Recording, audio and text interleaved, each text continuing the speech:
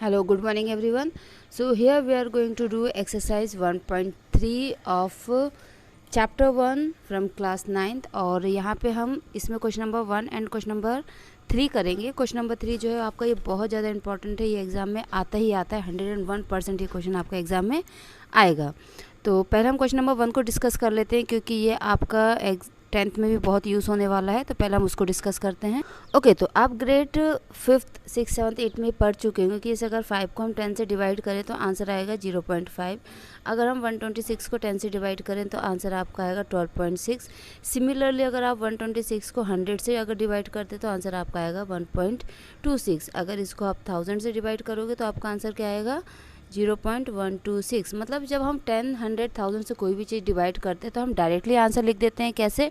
हम क्या करते हैं, इस तरफ से नंबर काउंट करते हैं। अगर एक जीरो है तो 1 नंबर के बाद पॉइंट, अगर 2 जीरो हैं तो इधर से 2 नंबर के बाद पॉइंट, अगर 3 जीरो हैं तो इधर से 3 नंबर के बाद पॉइंट। हम ऐसे डायरेक्टली पॉइंट लगा देते हैं without any division. Okay fine. और फिर इसमें क्या होता है, आप 10 क्या है, इसको हम 2 × 5 लिख सकते हैं और तो कुछ लिख नहीं सकते हैं। 100 को 2 × 2 5 × 5, 1000 को 2 × 2 × 2 5 × 5 × 5। आप इसका फैक्टराइज करके देख सकते हैं, आपको यही आएगा। मतलब अब आप यहाँ पे थोड़ी सी चीज़ को ऑब्जर्व कीजिए। 10 में क्या है, एक 2 है, एक 5 है। 100 में 2 2 हैं, 2 5 हैं। 1000 में 3 2 एंड 3 5। मतलब जितने भी जीरो होते हैं उतने ही 2 और 5 उसमें होते हैं। ठीक है, ये आपको यहाँ से चीज़ क्लियर हो गई।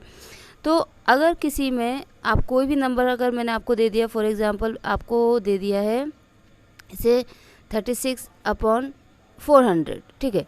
अब ये आपका नंबर परफेक्टली डिवाइड होगा या नहीं होगा, हम कैसे पता करेंगे? हम सिंपली क्या करेंगे कि 400 का एलसीएम ले लेंगे, ठीक है।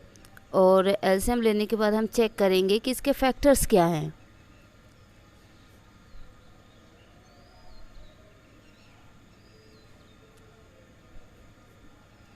इसके फैक्टर्स 2 एंड 5 है। अगर किसी के भी डिनोमिनेटर के फैक्टर्स सिर्फ और सिर्फ 2 या 5 होते हैं, ठीक है, कितने भी हो इससे मतलब नहीं कि 2 कितने हैं और 5 कितने हैं। जैसे इसमें क्या है, 2 कितने हैं आपके 1 2 3 4 और 5 कितने हैं 1 2। तो इससे मतलब नहीं है कि 2 कितने हैं और 5 कितने हैं। सिर्फ आपको ये चेक करना है कि फैक्टर्स क्या है। फैक्टर्स 2 एंड 5 है, दैट मीन्स आप लिख सकते हो कि हाँ ये परफेक्टली डिवाइड हो जाएगा, ठीक है।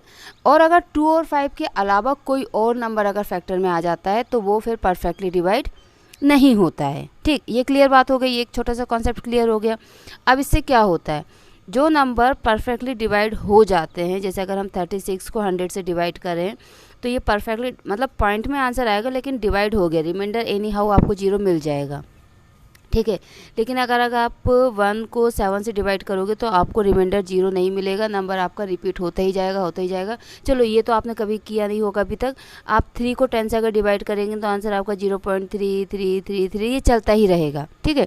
तो इनको हम क्या कहते हैं, जो ये वाले नंबर्स होते हैं जिसमें हमको रिमाइंडर 0 मिल जाता है, इनको हम बोलते हैं टर्मिनेटिंग। इनको हम क्या बोलते हैं, टर्मिनेटिंग। मतलब टर्मिनेट हो गया है, एंड हो गया, ठीक है। और जो ये नंबर नहीं एंड होते हैं इनको हम बोलते हैं नॉन टर्मिनेटिंग। इनको हम क्या बोलते हैं, नॉन टर्मिनेटिंग। अब नॉन टर्मिनेटिंग में भी 2 टाइप्स के नंबर होते हैं। कैसे? पहला होता है, इसे आंसर आ गया 0.123 123 123। मतलब ये आपका एक पर्टिकुलर नंबर जो है बार बार रिपीट हो रहा है, तो ये क्या है, नॉन टर्मिनेटिंग बट रिपीटिंग है, ठीक है। जैसे कि हमारा ये था 0.333333। दूसरे कुछ नंबर्स ऐसे होते हैं जिसमें ये हो गया कि नॉन टर्मिनेटिंग है बट वो रिपीटिंग नहीं है, आंसर आ ही जा रहा है आपका। मतलब वो नंबर आते ही जा रहे हैं आते ही जा रहे हैं बट रिपीट नहीं हो रहा है, ठीक है। अब 5 3 2 1 7 6 मतलब कुछ भी आ रहा है लेकिन रिपीट नहीं हो रहा है और एंड भी नहीं हो रहा, तो ये आपका क्या हो गया, नॉन टर्मिनेटिंग हुआ, नॉन रिपीटिंग, ठीक है। तो ये 2 टाइप्स के होते हैं। अब आपको कॉन्सेप्ट क्लियर हो गया। अब आपको क्या करना है, ये जो फर्स्ट क्वेश्चन है इसको आपको विथआउट एनी डिवीज़न ये बताना है कि कौन सा टर्मिनेटिंग है कौन सा टर्मिनेटिंग नहीं है, ठीक है। तो फर्स्ट वाले में आप अगर फैक्टर्स लोगे तो 2 और 5 भी आएंगे, तो ये आपका टर्मिनेटिंग होगा।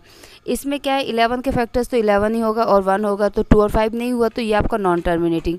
8 के आप फैक्टर्स निकालो, 2 × 2 × 2 होता है, तो मैंने क्या बोला था, 2 और 5 होना चाहिए। अगर 2 अकेला है तो भी चलेगा, 5 अकेला है तो भी चलेगा।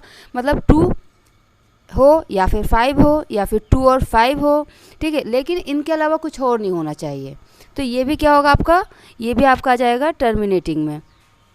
13 के फैक्टर्स 3 और 1 13 और 1 होते हैं, तो ये नॉन टर्मिनेटिंग में जाएगा आपका।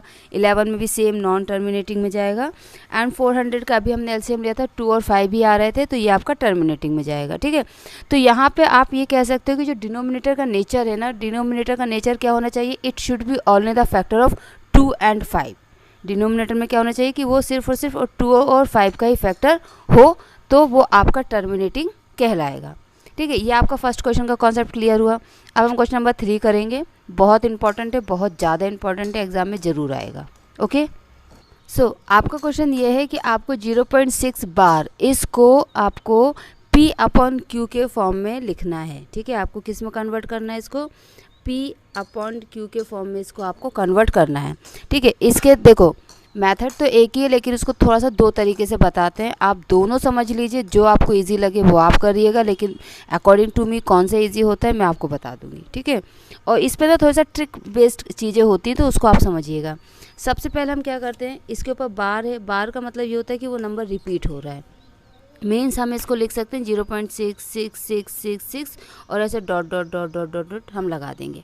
जब भी ये क्वेश्चंस आएंगे आप कोशिश करना जो भी नंबर आप रिपीट कर रहे हो आप कम से कम 4 to 5 टाइम्स लिखो। जैसे मैंने यहाँ पे 6 को 5 टाइम्स लिखा है। ठीक है, अब इसके बाद क्या करेंगे, हम इसको लिख लेंगे कि let x is equal to this. हमने मान लिया कि ये x जो है 0.66666 एंड सो ऑन इसके बराबर है।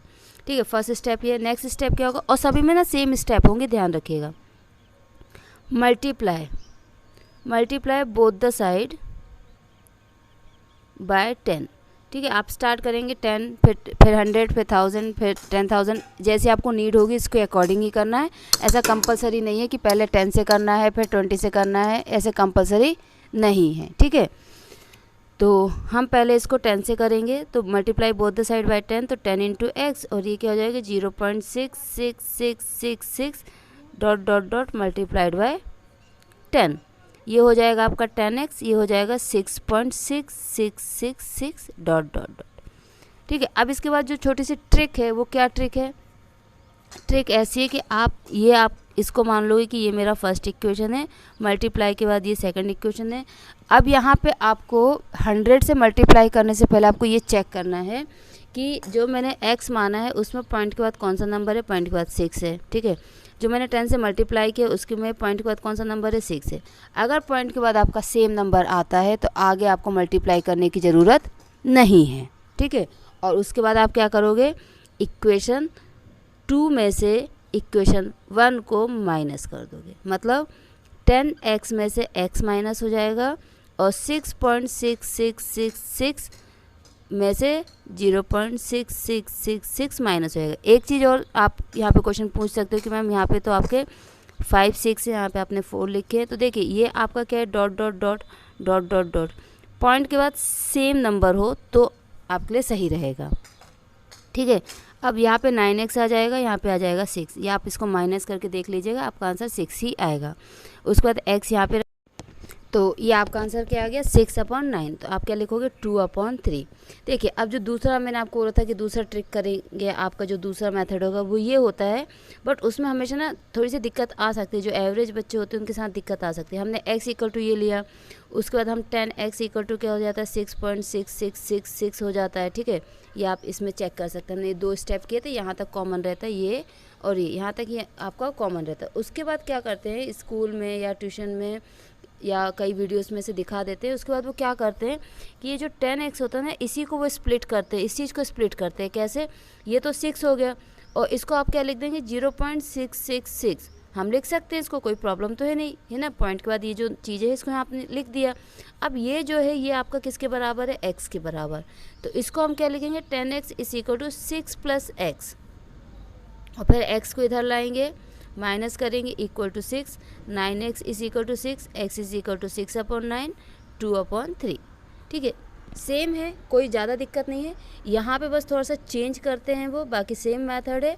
ठीक है, लेकिन इस मेथड में क्या होता है कि कई बार आंसर गलत होने के चांसेस हो जाते हैं, हम समझ नहीं पाते कि हम क्या प्लस करें क्या माइनस करें, वो दिक्कत हो जाती है।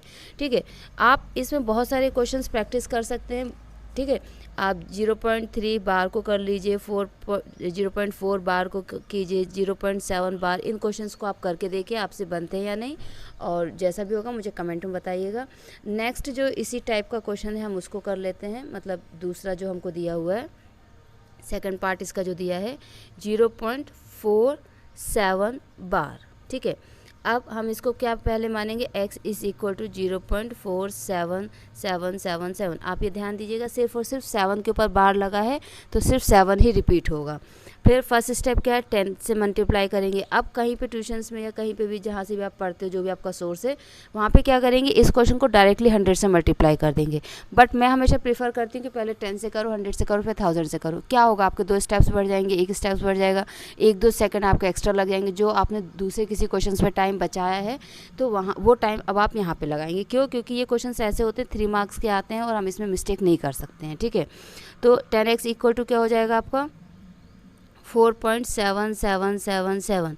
अब मैंने क्या बोला था, आप चेक करो, यहाँ पॉइंट के बाद कौन सा नंबर है 4, यहाँ पे पॉइंट के बाद कौन सा नंबर है 7, मतलब अभी हम सब्ट्रैक्ट नहीं कर सकते हैं। फिर आप 10 से फिर से मल्टीप्लाई करो तो ये हो जाएगा आपका 100x और ये क्या हो जाएगा 47.777। अब यहाँ पे आप चेक कर लीजिए, पॉइंट के बाद कौन सा नंबर है 4, ये, और पॉइंट के बाद 7, पॉइंट के बाद 7, मतलब ये दोनों हमारे काम के हैं, सेकंड इक्वेशन और थर्ड इक्वेशन। जहाँ पे पॉइंट के बाद सेम नंबर है, ये दोनों हमारे काम के हैं, ये हमारा काम का नहीं है, ठीक है। मतलब इसमें क्या होगा, आप थर्ड में से सेकंड को माइनस करेंगे तो क्या हो जाएगा 100x माइनस 10x, और यहाँ पे 47.777 माइनस 4.777। पॉइंट के बाद सेम आपको नंबर रखने, ध्यान रखना, तो यहाँ पे भी 3 नंबर, यहाँ पे भी 3 नंबर, ये ध्यान रखना आप, ठीक है। ये हो जाएगा आपका 90x और ये क्या हो जाएगा 47 में से 7 गए 43, सो x इज इक्वल टू 43/90। अब देखिए इसी को अगर आप दूसरे तरीके से करते हैं, माइनस प्लस वाले तरीके से, तो यहाँ पे क्या होगा, ये जो आपका स्टेप है, यहाँ पे आपको क्या लिखना पड़ेगा 100x इज इक्वल टू, अब 47 को आपको स्प्लिट करना पड़ेगा इस तरीके से 47.77 को, कि आपको ये मिल जाए, आपको इस तरीके से मिल जाए, ठीक है। तो इसमें हम क्या करेंगे, हम इसको लिखेंगे 43 प्लस 4.7777, इस तरीके से हमको लिखना पड़ेगा, जिसमें 43 तो ठीक है, ये आपका हो जाएगा 10x के बराबर। अब यही यहाँ पे जो ये स्प्लिट करना होता है ना, ये थोड़ी सी दिक्कत कर जाता है। ये जो स्प्लिट करने का तरीका होता है ना, ये हमको दिक्कत करता है कि हम किस तरीके से स्प्लिट करें, हम कैसे लिखें, 42 प्लस लिखे, 43 लिखे, 45 लिखे, ये थोड़ा सा मतलब जो स्टार्टिंग के लर्नर्स हैं या जो थोड़े से एवरेज बच्चे, उनको दिक्कत हो सकती है, ठीक है। इसलिए मैं इस मेथड को थोड़ा सा अवॉइड करती हूँ, मैं इस मेथड को ही ज़्यादा प्रीफर करती हूँ। और आप लोग दोनों मेथड से वो तैयारी करो, हो सकता है आपको दूसरा वाला मेथड फर्स्ट वाले से और ज़्यादा अच्छा लगे, ठीक है। क्योंकि आप खुद सोचो ना 47.777 है, अब मुझे इसको स्प्लिट करना है किस तरीके से। देखो यहाँ से ये तो चेक कर लिया मैंने कि पॉइंट के बाद 7 ये है, पॉइंट के बाद 7 ये, तो इस दोनों के हिसाब से ही मुझे काम करना है, ठीक है।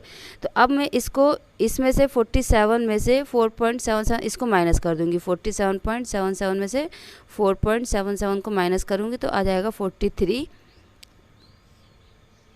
सिर्फ 43 आएगा, 0.7 तो फिर भी दोनों में से ही चला जाएगा। मतलब क्या हो गया कि मुझे 43 प्लस ये करना है, 43 प्लस आप उसको, मतलब 43 प्लस ये चीज़ मुझे करनी है। आप इसको सब्ट्रैक्ट करके भी निकाल सकते हैं, पर वही बात है, कर तो आप सब्ट्रैक्ट ही रहे हैं, तो इसी मेथड से करो। बाकी आप चेक कर लो, आपको दोनों मेथड अगर आपको आ जाते हैं। अब इसका जो थर्ड पार्ट है हम उसको भी देख लेते हैं, ठीक है। अब क्योंकि आपको अच्छे से आ गया तो हम जल्दी से कर सकते हैं इस चीज़ को, ठीक है। थर्ड पार्ट में आपको क्या दिया हुआ है 0.001 और इसमें पूरे के ऊपर बार दिया, मतलब ये पूरा रिपीट होगा। तो x इक्वल टू क्या हो जाएगा 0.001 001 001, नंबर ज़्यादा बड़ा तो सिर्फ 3 बार लिखो। फिर 10 से मल्टीप्लाई करेंगे तो क्या हो जाएगा, ये पॉइंट यहाँ आ जाएगा, तो 0.01 001 001, ये ध्यान रखना है आपको कि कहाँ कैसे पॉइंट लगेगा। 100 10x फिर से मल्टीप्लाई कर देंगे तो ये पॉइंट अब इधर आ जाएगा, तो 1.001 001। देखिए यहाँ पे पॉइंट के बाद 0 है, यहाँ पॉइंट के बाद 0 है, यहाँ पॉइंट के बाद 0 है, लेकिन यहाँ पे पॉइंट के बाद 001, यहाँ पे पॉइंट के बाद 01, तो ये दोनों मैच नहीं हो रहे। यहाँ पे पॉइंट के बाद 001, पॉइंट के बाद 001, ये दोनों मैच हो रहे हैं, ठीक है। तो हम क्या कर सकते हैं कि इन दोनों को आपस में सब्ट्रैक्ट कर सकते हैं, बट एक बार और थोड़ा सा हम इसको क्रॉस चेक करेंगे। सॉरी, इसमें हमने ये जो पॉइंट था, ये पॉइंट यहाँ आएगा, तो ये आपका 0.1 फिर 001 आएगा, ठीक है। तो ये थोड़ा सा इन चीज़ों का ध्यान रखना है। तो यहाँ पे हम फिर से 10 से मल्टीप्लाई करेंगे, तो अब आपका क्या होगा 1.001001। अब आप चेक करो, पॉइंट के बाद 0, पॉइंट के बाद 0, लेकिन फिर उसके बाद क्या है 1 है और यहाँ पे 1 नहीं है। पॉइंट के बाद 1 और यहाँ पे पॉइंट के बाद 001 और पॉइंट के बाद 001 किस में आ रहा है, यहाँ पे आ रहा है।